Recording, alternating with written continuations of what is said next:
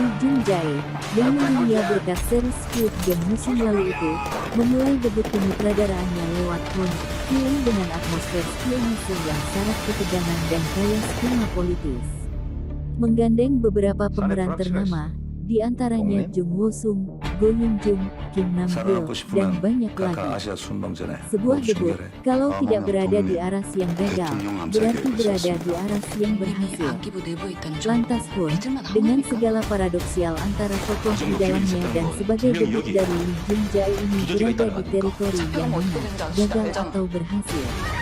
Kita lihat, Park adalah kepala unit luar negeri, sementara Kim adalah kepala unit domestik. Mereka merupakan orang yang disegani di Badan Intelijen Korea Selatan. Park dan Kim memiliki ketangkasan dan keperkasaan yang sangat kuatnya, kendati tumbuh di wilayah pelatihan yang berbeda. Tetapi sayangnya mereka memilih menjadi rival, ketika satu tugas dititahkan kepada agensi mereka masing-masing. Park dan Kim, dia memilih untuk mencari tahu sampai ke dasar yang paling dangkal, siapa tikus yang berkeliaran di tengah Badan Keamanan Nasional sebagai mata-mata Korea Utara, yang dikenal dengan sebutan Donglim. Siapa Donglim?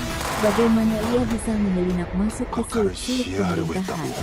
Dan ternyata perintah itu dan segala pertanyaan yang mengudara atasnya, adalah pemantik dari konflik kedua tokoh di dalam film Park dan Kim. Menonton film dan segala konfrontasi yang terkonstruksi kuat di dalamnya, membuat ingatan saya terlempar ke tahun-tahun yang lampau, Infernal Affairs yang istimewa sekaligus menguras tenaga. Apalagi jikalau melihat remake yang lahir dari tangan Scorsese, The Departed. Hun, entah sengaja ataupun tidak, terlihat demikian, jelas, kolosal pun melelahkan. Kepentingan kedua belah pihak yang mengalir kompleks. Rahasia serta misteri di balik beberapa tragedi di dalamnya yang terkesan datang dalam wujud serpihan tidak keutuhan. Dan itu, celakanya dibarengi oleh tensi tegang yang berantakan tidak dalam tempatnya. Masih menjadi pertanyaan untuk saya, kenapa pada tahun ini, plot film-film yang datang dari Korea Selatan tak semuanya berlayar begitu kencang. Saya ambil contoh Decision to Leave yang perih dan butir itu. Menjelma mahakarya dari segi visual, tetapi kisi-kisinya begitu ephemeral. Pun, saya rasa di tengah keadaan itu juga, sebagai sebuah film. Tanjakan-tanjakan yang mendarat kepada terungkapnya Park yang ternyata sosok Donglim, kurang terbabarkan dengan baik secara berangsur-angsur.